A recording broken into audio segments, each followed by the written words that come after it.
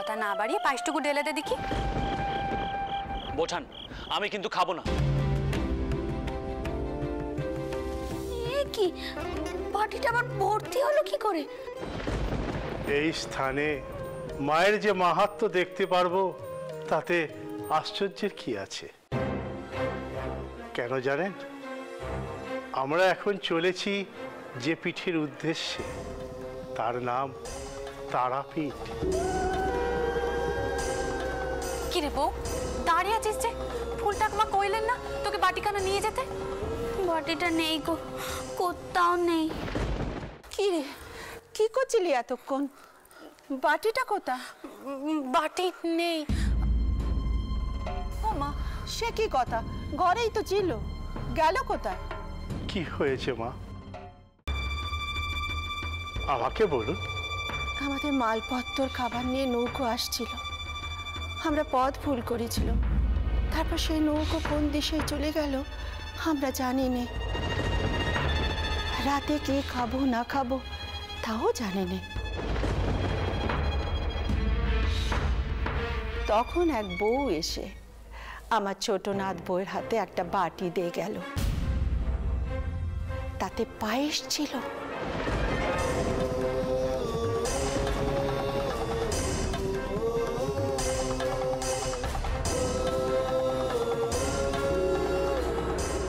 পায়েস নিয়ে এলুম গো, এই নাও, রাতে আর না খেয়ে শুতে হবে না। তা বেশ ভালোই হয়েছে, আমরা সবাই তৃপ্তি করে খেতে পারবো। দাঁড়াও, আমি তোমার সাথে একটা নখ পাঠিয়ে দিচ্ছি, একা একা রেতে আর যেতে হবে না, শুনছেন?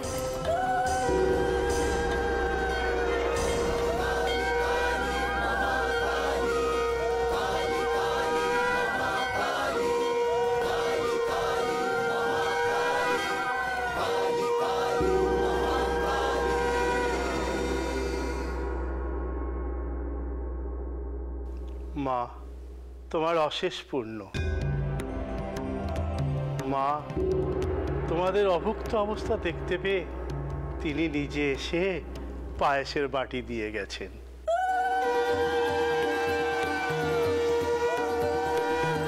তিনি কি কখনো তার নিজের সন্তানকে অভুক্ত রাখতে পারেন?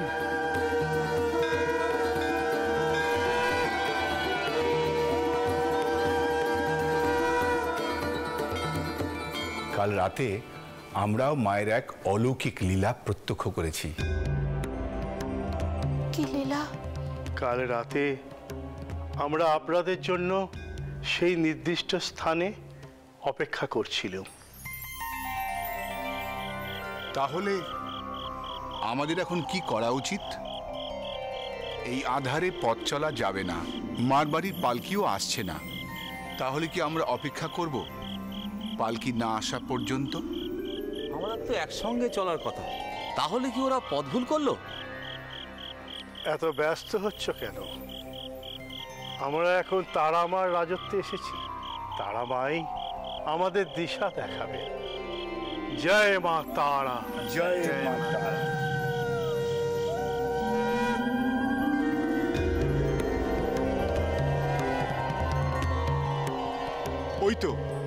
ওই তো একটা পালকি আসছে,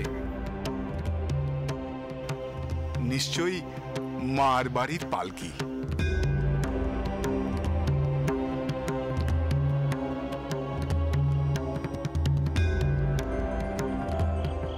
পালকি নামাও।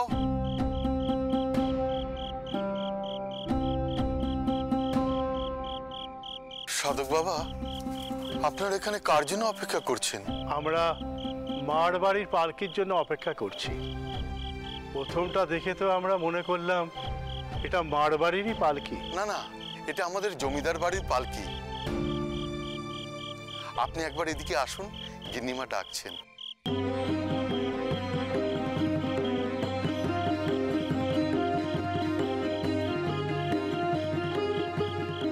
গিন্নিমা, এনারা মার বাড়ির পালকির জন্য অপেক্ষা করছেন।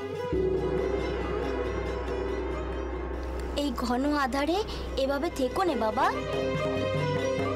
আমাদের দলের সঙ্গে এসো, রাতটুকু আমাদের দলের সঙ্গে কাটাও।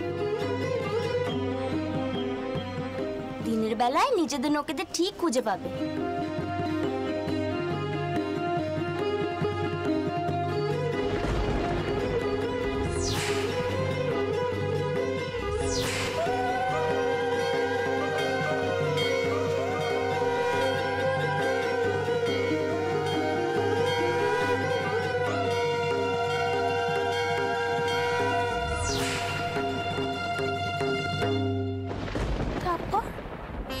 কিছুটা পথ গিয়ে তারা থামলেন।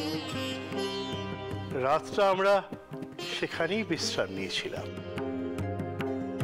কিন্তু সকালবেলা উঠে দেখি সে দলটার চিহ্ন মাত্র নেই।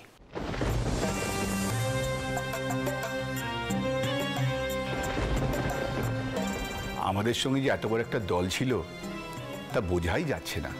আরো মজার ব্যাপার কি জানো মা, আমরা ছিলাম তোমাদেরই পাশটিতে, কিন্তু রাতে বুঝতেই পারিনি। বুঝলুম মাই টেনে এনেছেন আমাদের এইখানে।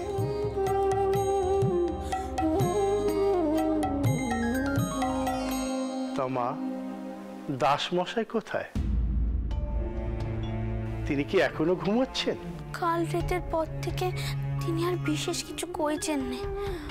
শেষ রাতেই তিনি বেরিয়ে গেলেন, বললেন নৌকার খবর করতে হবে, না হলে এগোনো যাবে না। আর সেই নৌকাতেই তো মঙ্গরা দিদি রয়েছে।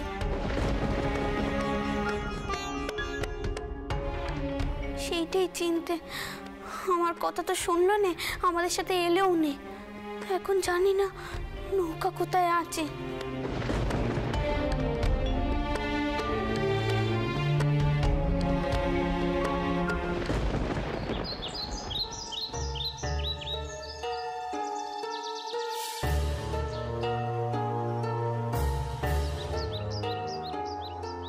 না ছোট কর্তা, এখনো কোনো নৌকোর দেখা পাওয়া যাচ্ছে না। সর্দার, আরো কিছুক্ষণ অপেক্ষা করা যাক। নৌকার সন্ধান না পাওয়া গেলে তখন না হয় অন্য কথা ভাবা যাবে। আগে ছোট কর্তা।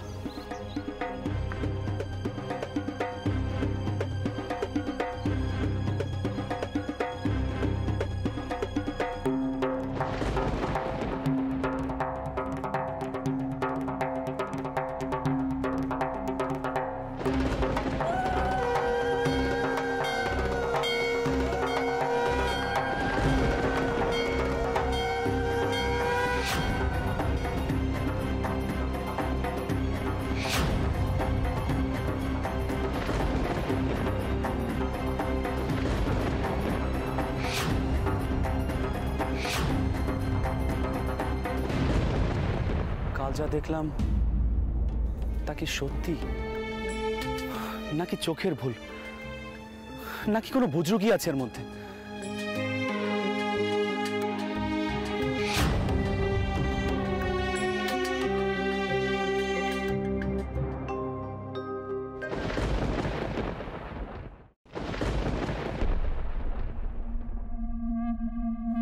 কথাগুলো যেন মনে থাকে। দাদা খুব বিরক্ত হয়েছেন। তাছাড়া দাদা, বৌঠান, ওদের পরিবারের বিরুদ্ধে কথা বলারই বা কি দরকার? ওইটাই তো হচ্ছে কথা।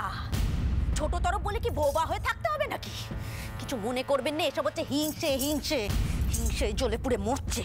হিংসে? কিসের হিংসে? আচ্ছা, আমাদের কি এমন আছে যে বড় বৌঠান আমাদের হিংসা করবে? কিছু মনে করবেন না, আপনার তো কোনো কথাই মাথায় ঢোকে নে। বড়গিন্নি এখন দেখছে নিজের বইয়ের ব্যাটা হচ্ছে না, অথচ আমরা আমাদের বইয়ের ব্যাটা হওয়ার জন্য চেষ্টা করছি। তাই হিংসে জ্বলে পুড়ে গিয়ে বড়টাউরের কানে ওই মন গড়া কথাগুলো না গাচ্ছে। আর বড়টাউরও তেমনি বইয়ের কথায় বিশ্বাস করছেন। কিছু মনে করবেন নে, আপনাদের ওই বড়গিন্নি না মোটেও ভালো লোক নয়। ওরে বোঝা, তোর বাপকে বোঝা। ওনার বাইরেই যত ভালো মানুষই, ভেতরে ভেতরে পেঁচ। আপনি জ্যাঠামশাইয়ের কথা কোনো প্রতিবাদ করলেন না, চুপচাপ মেনে নিলেন। মেনে নেবেন না তো কি রে? তোর বাপের কি সেজোর আছে নাকি? বড় তরফকে জমের মতো ভয় পায়, কোনো কথাটি বলতে পারেনি। এই তো কিছু মনে করবেন না, অভয় তো ছিল ওকে। ওকে শুধন, আমি কি এমন ভুল কথা বলেছি? কথার মধ্যে কথাই বলেছি বইয়ের নামে পুজো দিতে হবে। কি এমন অপরাধটা করেছি? বড় তরফ যা বলবে আমাদের কি মেনে নিতে হবে নাকি ছোট তরফ বলে? এখন কিছু সময় এসেছে নিজেদের অধিকারটা চাইবার। মা একদম ঠিক কথা বলেছে। একবার ব্যাটার মুখ দেখি, তারপর দেখব আমাদের কি করে এমন আশ্রিতের মতো দেখা হয়। অমন কথা কইবেন না। বড় বড় মা, বড়দিদি, বড়টাহুর দিদি কেউ তো আমাদের ছোট চোখে দেখেননি, নিজেদের নৌকি ভাবেন। ওই দেখ অভয়, বড় তরফের বইয়ের সঙ্গে গা ঘেঁষাঘেঁষি করার ফল দেখ। সাদে কি আর বারণ করি আমি? কিন্তু সে বারণ করলে তো স্বামী সৌর শাউরি রয়েছে, তাদের সামনে উনি মতামত দিচ্ছে। কিছু মনে করিস না অভয়, তোর বইয়ের কিন্তু পাক না গজিয়েছে, সময় মতো চেটে দে। এখনো বেটার জন্ম দিতে পারেনি, তাতে এই অবস্থা। এরপর বেটার মা হলে তো হাতে আমাদের মাথা কাটবে রে। না না মা, আমি ওভাবে কিছু বলিনি। তা কিভাবে বলেছো বাচ্চা? কথাগুলো আমার মাথায় পা দিয়ে বললে বেশি পানে সুখ হতো বুঝি। আরে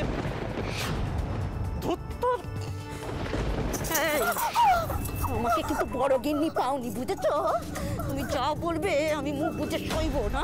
হ্যাঁ, পেশায় দেবো ভেবেছো? মেয়াদ বেটার জন্ম দিতে যাচ্ছ, তাই আজকে আমি ছেড়ে দিলাম।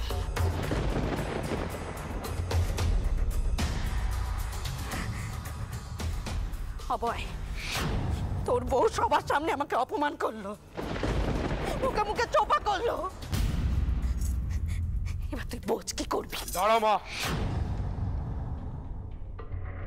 যাও মায়ের পায়ে হাত দিয়ে ক্ষমা চাও, বলো আর কোনোদিনও মুখে মুখে চোপা করবে না। যাও।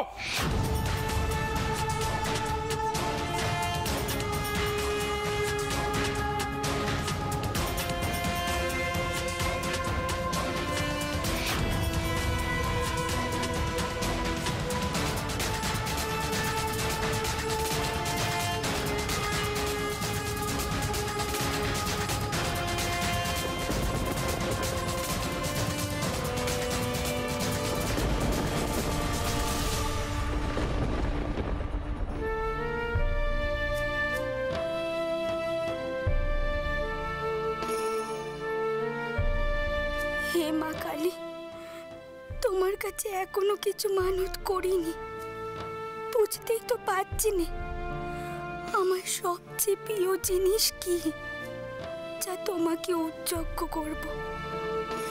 কি দেব মা?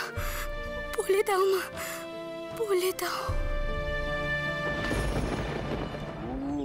সর্বমঙ্গল মঙ্গলে শিবে সর্বার্থ সাধিকে শরণ্যে ত্র্যম্বকে গৌরী নারায়ণী নমস্তুতে।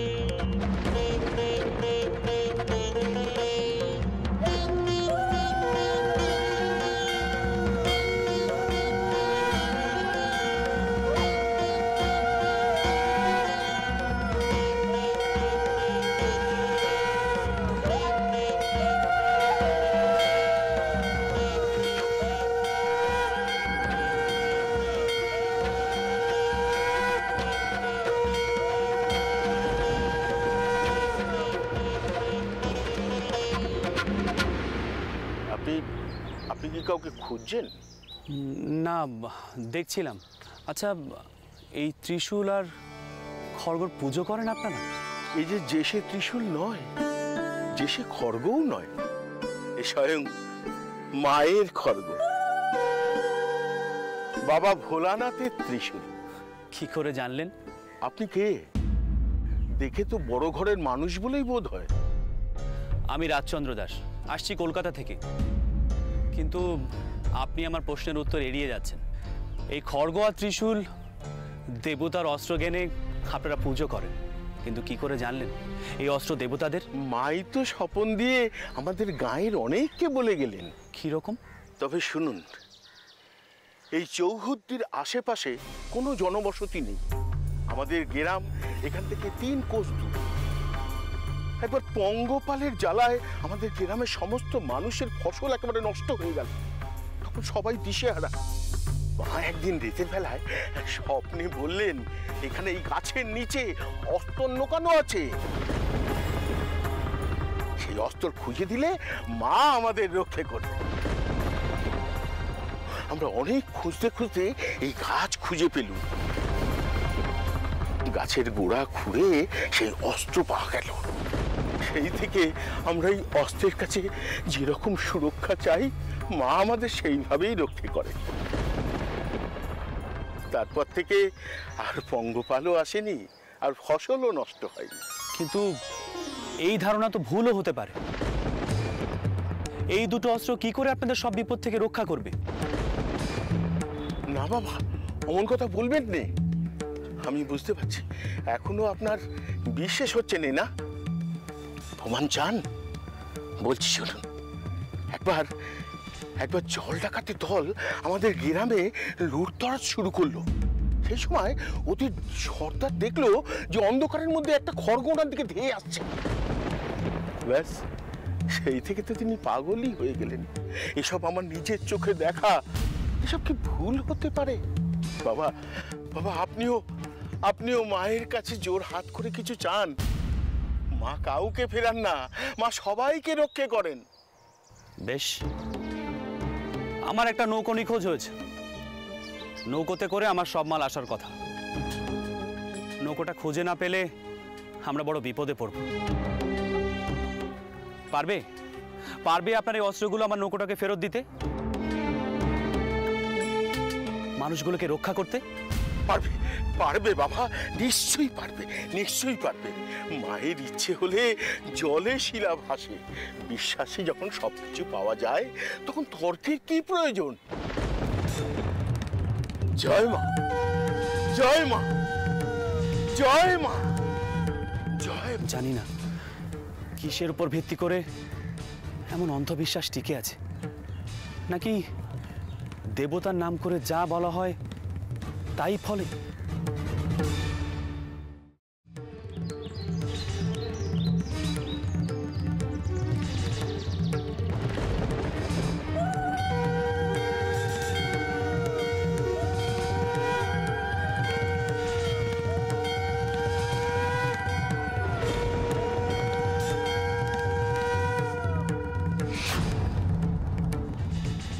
যদি কোনোভাবে প্রমাণ পেতাম যা ঘটছে সব মিথ্যে, কেউ ঠকাচ্ছে, কিন্তু কোনো প্রমাণও তো নেই।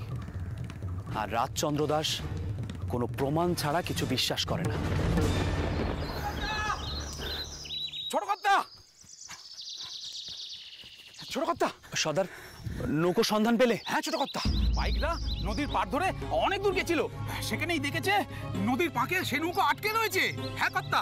নদীর পাকে নৌকো আটকে আছে? হ্যাঁ কর্তা। সারাদিন খুঁজে শেষে এইখানের নদীর পাকে নৌকো পাওয়া গেল। সর্দার, যারা দেখেছে তারা ঠিক দেখেছে তো? হ্যাঁ কর্তা, পাইকরা আমায় তাই বললো। চলুন আপনার সঙ্গে আমিও যাই, সেখানে দেখি কি অবস্থা। আসুন কর্তা, আসুন আমার সঙ্গে, আসুন।